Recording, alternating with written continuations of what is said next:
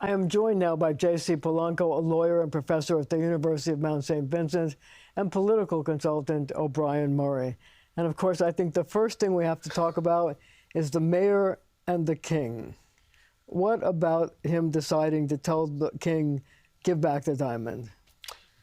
It was a missed opportunity for all New Yorkers.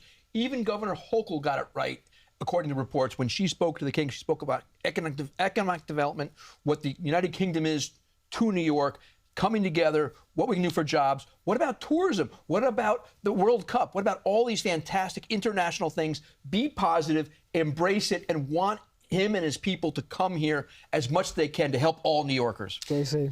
Look, the mayor said he wasn't going to get involved in international affairs. Right? And yet he did. I remember that in the debate, getting a round of applause. The truth is he gets involved in international affairs all the time. Well, he said he was going to arrest Bibi Netanyahu. Right, except for that, right? But you know what? The virtue signaling is on high alert with the mayor. It's on high alert 24/7. Any opportunity to virtue signal. I think you're right. I think you would have talked about economic development with the king, talk about the future, talk about how they can work together, bring jobs across the pond. Don't you think he decided to say that because it comes from where he comes from? I mean, he grew up in Uganda. His parents are from India. Right. Marshall, it was sort of like in his DNA. Marcia, he was there because he's the mayor of New York, but not because of where he's from. But I think that's great. And if all my history professors out there, you know exactly. Let's talk about India and Eastern Africa. I want to talk about all of the things that India and many parts of Southern Asia stole from Eastern Africa. Let's have a conversation about the history of theft, if we would like. But the virtue signaling, this was all about virtue signaling to his base. And, you know, fine, he got his couple of points in, but I think there could have been an opportunity for there to be discussions about economic development. Should he have been warmer to the king? Should he have invited him to Gracie Mansion? Should he have invited him to City Hall? Should he have given him a key to the city? You're the host. Should have done something. You're the host. He's the guest. You take care of your guests and you embrace them and welcome them to this great city and show them the city and invite them to so many things. He'll say, I've got to come back here again and do this. But that's not realistic. We're talking about a mayor who rose up the ranks by virtue signaling. How in the world do you invite the king of England over to Gracie Mansion and give him the keys to the city when you've made your name about being a virtue signaling mayor? I mean, he's not going to do that. It doesn't fit his DNA. However, I'll tell you this. But other mayors, even if they had a leftist bent, were nice to kings and queens. I agree with you, Marcia. And guess what? The mayor would roll out the red carpet if you happen to be anti-Jewish students in Colombia, no problem. The mayor would roll out the red carpet if you agree with his view of the world, no problem. But he's not going to do that with the King of England. Full stop. He threatens to arrest Bibi. He says he's not going to Israel. And now he annoys the King of England. I mean, what's next for this guy? Well, so I want to talk to you about something else. The mayor made that statement while he was doing an announcement in the Bronx in the lobby of an apartment building that was sort of in disrepair. And he was announcing the first action of the Office of Mass Engagement, which is basically a continuation of his campaign where he's going to mobilize volunteers paid to go around and get people to on specific issues. In this case, it was getting tenants to testify at the Rent Guidelines Board. But the question I have for you is this: is it appropriate for the mayor of the city of New York, especially in these tough budget times, to take $2 million of city funds and spend it basically on what appears to be a campaign, like a political campaign? Well, not at all. I think it's highly inappropriate. The mayor's, I think he wants to take a page out of President Trump by commingling the offices that he represents with his campaigns. But I think it's a big mistake using Gracie Mansion, for example, as the stage for a political campaign like he did with Assemblywoman Valdez yesterday. You have him using this Office of Mass Engagement, which is a propaganda arm. This is terrible. By taxpayer dollars being used to promote a political agenda. This is very bad. And had this been Eric Adams, there would have been hearings next week and possible discussions about indictments. But because the base likes him, no such thing. Everyone applaud. And I think it's a mistake. Obi? I was appalled. And the video that went with it, when you have somebody wearing something that offends any population in the city, why is it going to have taxpayer dollars behind it? Wait a minute, let's back up. That's all. There was a video that was put out by the city, and it had people knocking on doors asking tenants if they would testify at the rent guidelines hearings. And what you're referring to is that one of the people in the video was wearing an Arab scarf, a keffiyeh, the black and white scarf that people in Palestine and other Arab countries wear. Is that correct? That's correct. But what this is it was on city taxpayers, and it was a video he's promoting that installs a hatred against the Jews across the world. And if you're going to have that on city taxpayer dollars, what's going to be next? A Confederate flag in the background at this point? This is ridiculous that this is going on in this city, and he should have stopped it right now, and he should pull the video right now, redo the video, have the same people in it if you want, but do not have a symbol of hate like that for the Jews of New York City. Look, the truth is that the keffiyeh, which you're referring to, is being something that has been symbolic for a lot of people in the Middle East, and at the same time, is something that a lot of my Jewish friends find absolutely appalling. But it's a Palestinians, a symbol of resurgence. Yeah, but it's also a symbol of hate. It's a symbol of terrorism for a lot of people, especially in the Jewish community, and that's why so many people that I've spoken to are offended by it. But we have to remember that that symbol and a lot of the things that we're seeing with our own eyes is part of the Democratic Socialists of America. There's not a candidate for the DSA that's running right now in a primary that's not wearing the keffiyeh in every single video on social media. We see it everywhere. So I think it's symbolic of the DSA at this point and who they are. So when you see the mayor using folks wearing that kind of the keffiyeh for a commercial, pushing up political propaganda, it should be concerning that he's crossing the line from government to politics, and we have to be very careful. So let's talk about the mayor's political clout. He's endorsed a number of people in races. Some of them are coming up, but one just was held this past week when he was backing Lindsey Boylan to run for city council to replace Eric Bochner, who went on to the state senate. And he lost that race. I mean, Lindsey lost that race. Carl Wilson, who was Eric Bochner's chief of staff, won the race handily 2-1. So does that mean that the mayor's political clout is not as much as he thought it was? Well, I don't see that. I think the mayor is a rock star with the Democratic Party right now. He's an international figure. He endorsed someone in a primary. And we got to remember, that seat specifically has been very important for the LGBTQ community here in New York. Right? So the idea that the community is going to turn its back on someone with local ties, the way that Wilson had, so did he make a mistake? That was a very bad mistake, and I hope that another mistake that we see down the pike is his endorsement of Assemblywoman Valdez versus the borough president of Queens, Antonio Reynoso, who has received the endorsement of Nydia Velázquez, who is a complete rock star in the Latino community and the first Puerto Rican woman ever elected to Congress, who has endorsed Antonio Reynoso. Here comes the mayor in his first few days in office endorsing an Assemblywoman against the borough president. Big mistake. Obi wants to talk. Come on, JC, can I speak up at all? The viewers know he takes all the time. So the reality is it was a rookie mistake. He shouldn't have done it, especially at the 11th hour. Yes, she supported him in his race for mayor. If he didn't support her early on, as he got near the end of this election, he should have said to her, I'm sorry, I just can't do it, and lay it out for her. Because we have this all the time in any election we have going on. There are people that you should get endorsements from, you expect them from, that sit on the sidelines. He could have sat on the sidelines, and that would have been a favor to her by not endorsing anybody at all. Instead, he chose the losing horse, and he went down with her like the Titanic. It was much more than just Lindsey Boylan. It was sending a message to former Governor Cuomo saying, I got the person. But he left the LGBTQ community out in the cold. But what does it say about his endorsement of other candidates? I think it's too soon to tell. Yeah, but right. He endorsed them so early in the process. Why did he do this one at the last minute when he had no chance of winning it, as everyone on the street was saying, and everybody else had already endorsed against her?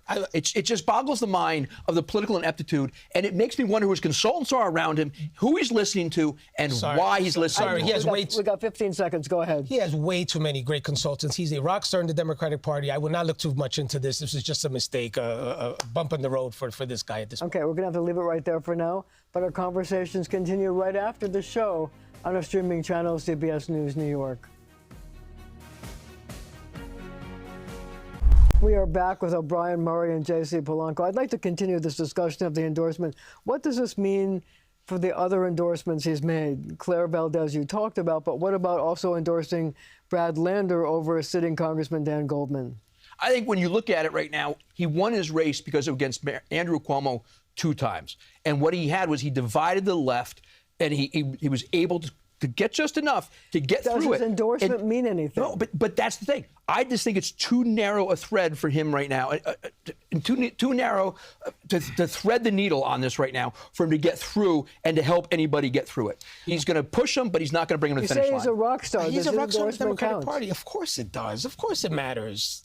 Look, you want to have the endorsement of Donald Trump. You want to have the endorsement of Mamdani in these local races. But wait a second. So now we come to the fact that in addition to Kathy Hochul running for re-election, tons of people in the Assembly and the Senate, all of them, in fact, are running for re-election in November. There's a whole bunch of DSA candidates that are running. There's pressure from the Democratic Socialists for him to endorse those candidates. Does he endorse them? And if he does he risk alienating somebody like Carl Hastie, who's going to find out because he doesn't want to have his incumbent assemblyman challenged from the left? I'm sorry, Marcia, but about 10 members of the legislatures in the last 5 years have lost their seats to members of the DSA or DSA adjacent That's a big insurgents. number. And the numbers are going to keep growing. The reason why the number is going to keep growing is that New York has a closed primary system, unlike the rest of the country. In New York, only Democrats are allowed to vote in Democratic primaries. The problem is that you have single-digit turnouts in a lot of these. So you're legislative saying we're going to have districts. situations where the Assembly is going to become much more DSA? There's no question about it. It's going to become. Yes, it's going to become more DSA, but the challenge he has right now as mayor of New York City is if he endorses against incumbents and he's going up to Albany to try to get their support, whether it be the Senate or the Assembly. The reason that the DSA candidates are winning at times is because they're going against incumbents, taking a chance and challenging history and being the first ones out front. And they have their supporters turn out the vote in low turnout races. That's it. Obi, that's it. We have single-digit turnout in many of these districts. You know that last year in the 2025 mayoral primary, 82% of Democrats stayed home in the June primary. Sure. So the question is, what do you think is going to happen? Well, DSA and communist-leaning Democrats are going to run the show because whoever wins a primary in these gerrymandered districts wins the general 100% of the time. One of the things, it's ridiculous but this is also, I believe, right now, one of the first years we're having the statewide races, the federal races, and the Assembly and Senate races all at the same time right now on the primary day. That's where they win in the primary. In the past, we had issues with redistricting, and you had the federal races moved, and the turnout, to your point, was all moved down. So right now we have a situation where if everyone's in there together, that turnout should be much greater than it's been in the previous years. So since we're talking about voting and voting rights, the Supreme Court had a decision this past week about voting rights in Louisiana, saying that they had inappropriately created a seat that would guarantee the election of a black congressman. That's having reverberations around the country, and it's going to reverberate here in New York, where now lawmakers are considering a midterm reapportionment or redrawing of seats because they want to get rid of Republicans. How do you feel about that? I want to see nonpartisan elections. I want to see nonpartisan gerrymandering. I want to see nonpartisan redistricting, I don't want to see gerrymandering anymore.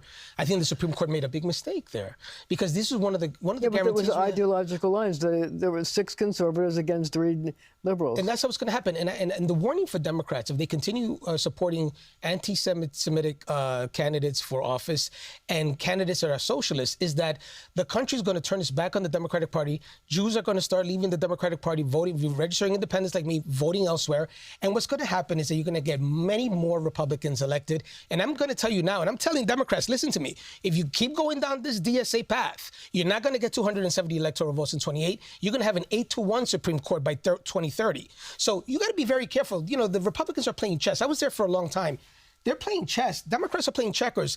Republicans are thinking an 8-1 majority in the Supreme Court is coming down the pike. Decisions like the ones we saw from the Supreme Court this week are only going to get worse. So Democrats have to be careful on how they handle these elections.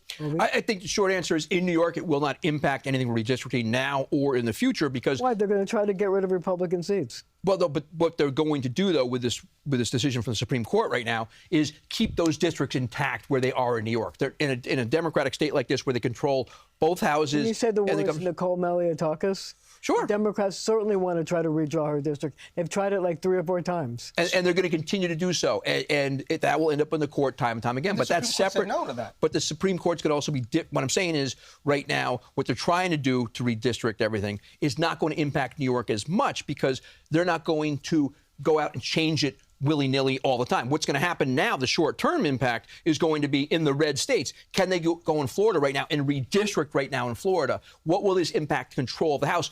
In New York, will Jeffries become Speaker or Minority Leader? And as of right now, he's still going to become the next Speaker in the next year and a half. But until New York goes back to redistricting right now in a nonpartisan way, everything's going to be going blue any chance they can for redistricting, no matter what it is. I'd like to talk to you about Kathy Hochul. Sort of an interesting thing happened this week where, you know, she's been supporting New York City in terms of taxes, pied-à-terre tax, et cetera, et cetera.